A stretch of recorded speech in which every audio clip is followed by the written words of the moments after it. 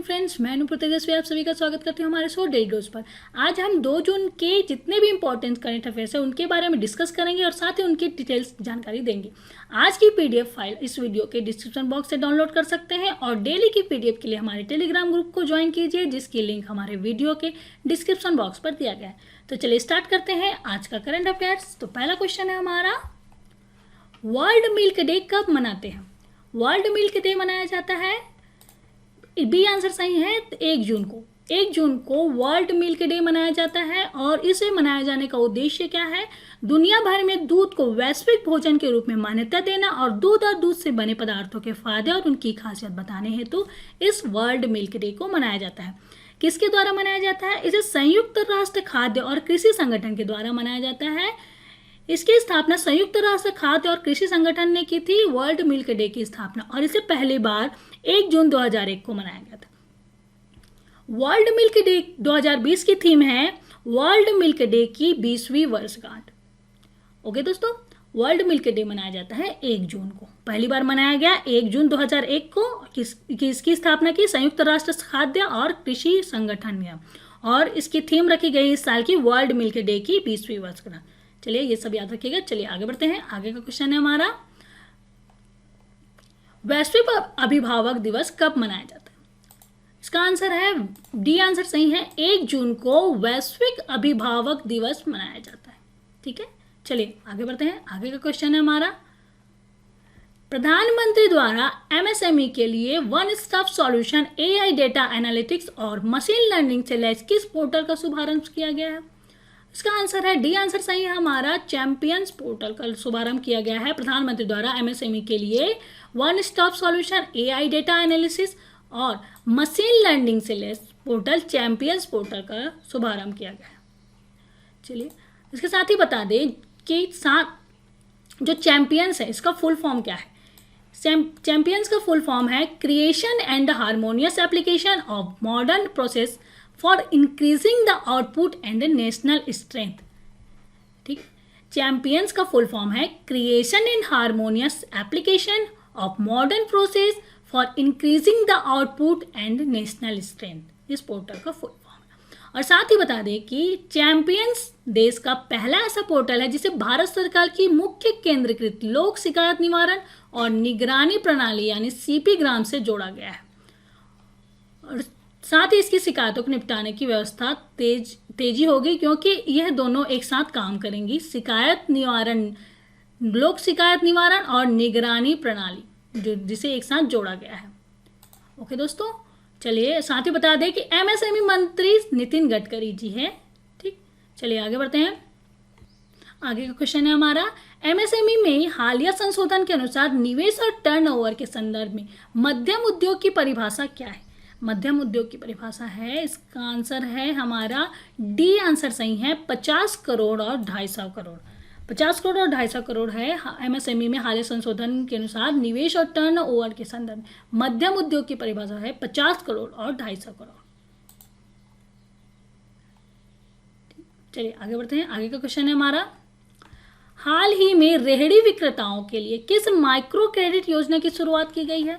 इसका आंसर है C answer सही है हमारा, पीएम स्वनिधि योजना की शुरुआत की गई है। किसके लिए? रेहड़ी विक्रेताओं के लिए माइक्रो क्रेडिट योजना, पीएम स्वनिधि माइक्रो क्रेडिट योजना की शुरुआत की गई है।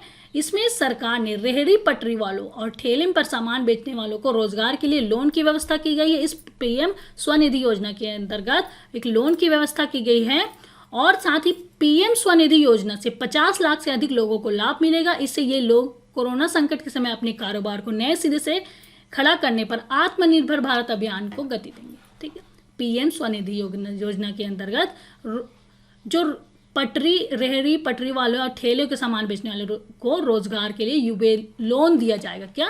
पीएम स्वनिधि योजना के तहत लोन की व्यवस्था की जाएगी। ठीक, कितने लोगों को लाभ मिलेगा? 50 लाख से अधिक लोगों को इससे लाभ मिलेगा। और साथ ही बता दें कि केंद्र सरकार ने छोटे व्यवसाय और उद्योगों के लिए मुद्रा शिशु ऋण शुरू करने की घोषणा की। इस योजना से 1 वर्ष में 2% ब्याज लाभ के साथ 1 लाख कंपनियों को ऋण का लाभ मिलेगा। ठीक है, योजना के तहत, शिशु ऋण योजना के तहत 1,02% ब्याज के साथ 1 लाख कंपनियों को इस ऋण का लाभ मिलेगा। साथ ही बता दें कि जो शिशु लोन है उसमें आप 50,000 तक का लोन ले सकते हैं। किशोर लोन के अंतर्गत 50,000 से 5 लाख तक का लोन लिया जा सकता है और तरुण लोन के अंतर्गत 5 लाख से 10 लाख तक का लोन लिया जा सकता है। ओके दोस्तों, चलिए आगे बढ़ते हैं। आगे का क्वेश्चन है हमारा, किस राज्य सरकार ने प्रवासियों का डेटाबेस बनाने के लिए online portal skill register launch किया है? वह राज्य सरकार है हिमाचल प्रदेश। बी आंसर सही है, हिमाचल प्रदेश सरकार ने प्रवासियों का डेटाबेस बनाने के लिए online portal skill register launch किया है। और साथ ही बता दें कि इससे जितने भी प्रवासी श्रमिक हैं उनको एक लिस्ट तैयार किया जाएगा, उनकी कौशल रजिस्टर लॉन्च किया गया है, जिसके अंतर्गत जितने भी प्रवासी श्रमिक आए हैं उनको उनकी कुशलता के हिसाब से उनकी रजिस्टर्ड किया जाएगा, जिससे उन्हें उनके कौशल के हिसाब से काम दिया जाएगा। ठीक है, चलिए साथ ही बता दें कि हिमाचल प्रदेश सरकार ने हाल ही में निगाह कार्यक्रम, निगाह फैमिली जागरूकता अभियान शुरू किया और साथ ही मुख्यमंत्री जयराम ठाकुर ने ई उद्यान पोर्टल लॉन्च किया। ठीक है, इस पोर्टल के माध्यम से मंडियों के भाव भी घर बैठे पता चल जाएगा, बागवानों और अपने उत्पादों को बेहतर दाम में बेच सकेंगे इस ई उद्यान पोर्टल के तहत। और साथ ही रोहतांग दर्रा हिमाचल प्रदेश में अटल सुरंग बनाया जा रहा है। अटल सुरंग बनाया जा रहा है हिमाचल प्रदेश के रोहतांग दर्रे पे। और साथ ही लोगों को उनके घरों में जाकर कोविड-19 के बारे में जानकारी प्रदान करने के लिए हिमाचल प्रदेश में एक्टिव केस फाइंडिंग अभियान शुरू किया गया है। ठीक है, एक्टिव केस फाइंडिंग अभियान शुरू किया गया हिमाचल प्रदेश सरकार के द्वारा। ये तो था एक्स्ट्रा इन्फॉर्मेशन जिसने हाल ही में हिमाचल प्रदेश में शुरू किया गया था। साथ ही बता दें कि हिमाचल प्रदेश की स्थापना 25 जनवरी 1971 में हुई। इसकी राजधानी है शिमला। और साथ ही बता दें कि मुख्यमंत्री है यहाँ के, हिमाचल प्रदेश के मुख्यमंत्री है जयराम ठाकुर, राज्यपाल है बंडारू दत्तात्रेय जी और चीफ जस्टिस हैं निगप्पा नारायण स्वामी। ठीक, चलिए ये तो है हिमाचल प्रदेश के बारे में। चलिए आगे बढ़ते हैं। आगे का क्वेश्चन है, साथ ही हिमाचल प्रदेश की कुछ स्टैटिक जानकारी है जिसे आप हमारे पीडीएफ से कलेक्ट कर सकते हैं। ठीक, इसके साथ आगे का क्वेश्चन है, निम्नलिखित राज्यों में से कौन गरीबों को मुफ्त इंटरनेट प्रदान करेगा? वह राज्य है केरल। सी आंसर सही है, केरल राज्य गरीबों को मुफ्त इंटरनेट प्रदान करेगा। साथ ही बता दें कि केरल सरकार ने आधिकारिक तौर पर अपने राज्य के 20 लाख से अधिक बीपीएल जो गरीबी रेखा के नीचे परिवारों को मुफ्त इंटरनेट उपलब्ध कराने के लिए के फोन परियोजना की मंजूरी दी है। ठीक है, और इस के फोन का पूरा नाम है केरल फाइबर ऑप्टिक नेटवर्क नाम दिया गया है इस परियोजना का। और इस परियोजना में 1548 करोड़ रुपए का प्रोजेक्ट है जिसे दिसंबर 2020 में लॉन्च किया जाएगा, इस तक पूरा किया जाएगा इस प्रोजेक्ट को। इसमें 1548 करोड़ रुपए का यह प्रोजेक्ट है जिसमें दिसंबर 2020 तक पूरा किया जाएगा। और इस प्रोजेक्ट का नाम है Kerala fibre optic network project. किसके लिए शुरू किया गया है? इसे 20 लाख से अधिक बीपीएल परिवारों में मुफ्त इंटरनेट उपलब्ध कराने के लिए इस परियोजना का मंजूरी दी गई है केरल सरकार के द्वारा। और इस योजना का Kerala state board of electricity limited और Kerala state IT infrastructure limited काम करेगी। ठीक, इस योजना पर केरल के state board of electricity limited और Kerala state IT infrastructure limited उसमें काम करेगी। साथ ही बता दें कि हाल ही में केरल में ब्रेक द चेन अभियान का उद्घाटन किया गया था। और साथ ही कोविड-19 के लक्षणों की तेजी से जांच करने के लिए तिरंगा टोटल इंडिया रिमोट एनालिसिस निरोग्य अभियान नामक एक वाहन भी लॉन्च किया गया, कहाँ? केरल सरकार के द्वारा। और साथ ही बता दें कि IITM केरल ने एक AI पर आधारित सर्च इंजन विलोकोना विकसित किया। और केरल सरकार ने आयुर्रक्षा क्लिनिक की भी शुरुआत की। ठीक, साथ ही बता दें कि केरल के एर्नाकुलम में स्थित सरकारी अस्पताल में कोविड-19 मरीजों की सेवा के लिए कर्मी बोर्ड नाम का एक रोबोट भी तैनात किया गया है केरल के सरकारी अस्पताल में। ये तो था केरल की हाल ही में जो पोर्टल लॉन्च किए गए हैं उनके बारे में डिटेल्स। और साथ ही बता दें कि केरल की स्थापना 1 नवंबर 1956 में हुई। केरल की राजधानी है तिरुवनंतपुरम। राज्यपाल है आरिफ मोहम्मद खान, मुख्यमंत्री है पिनारियाई विजयन और चीफ जस्टिस है एस मनी कुमार जी। और कुछ डिटेल्स हैं, स्टैटिक डिटेल्स है, आप हमारे पीडीएफ से कलेक्ट कर सकते हैं। चलिए आगे बढ़ते हैं। निम्नलिखित में से किस देश ने पुलिस हिरासत में अफ्रीकी अमेरिकी जॉर्ज फ्लॉयड की मौत पर व्यापक विरोध देखा गया है? वह देश है अमेरिका। बी आंसर सही है। अमेरिका में पुलिस हिरासत में अफ्रीकी अमेरिकी जॉर्ज फ्लॉयड की मौत का व्यापक विरोध देखा गया है अमेरिका देश में। साथ ही बता दें कि वाशिंगटन डीसी से संयुक्त राज्य अमेरिका के 40 से अधिक शहरों ने 31 मई 2020 को पुलिस हिरासत में अफ्रीकी अमेरिकी व्यक्ति जॉर्ज फ्लॉयड की मौत के खिलाफ देश भर में फैले हिंसक विरोध के जवाब में कर्फ्यू लगा दिया गया।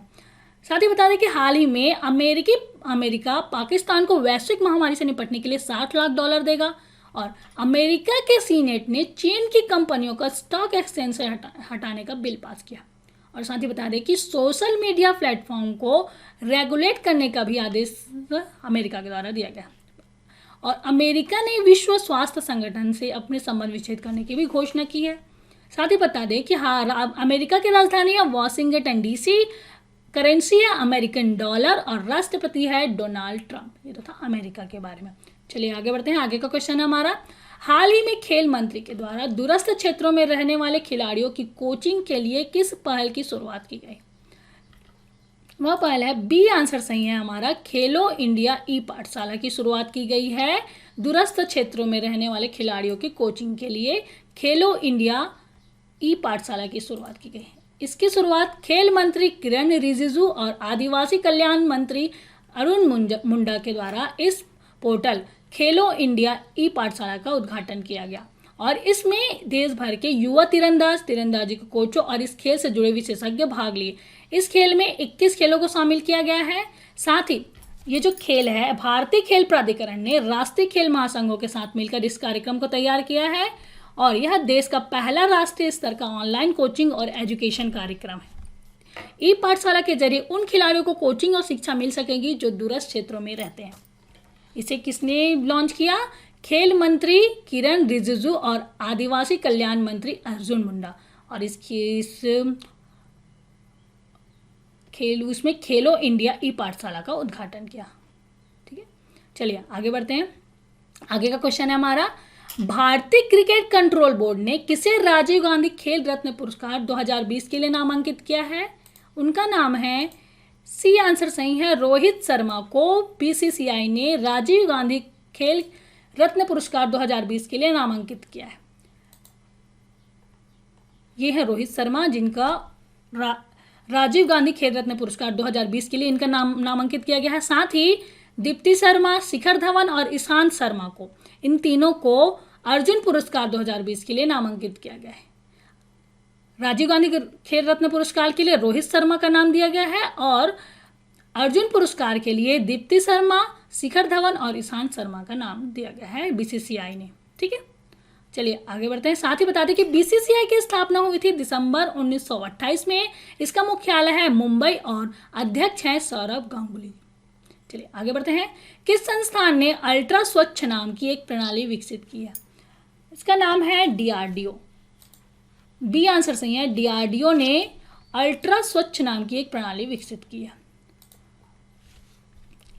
रक्षा अनुसंधान और विकास संगठन डीआरडीओ ने अल्ट्रा स्वच्छ नाम की एक प्रणाली विकसित की जिसके जरिए कई तरह की वस्तुओं जैसे कि निजी सुरक्षा उपकरण, पीपीई, इलेक्ट्रॉनिक वस्तुओं और वस्त्र आदि को संक्रमण मुक्त किया जा सकता है। ठीक, और दिल्ली के नाभिकीय औषधि तथा संबंध विज्ञान संस्थान की प्रयोगशाला ने अपनी सहयोगी company Gel Craft health care private limited के साथ मिलकर इसे बनाया है।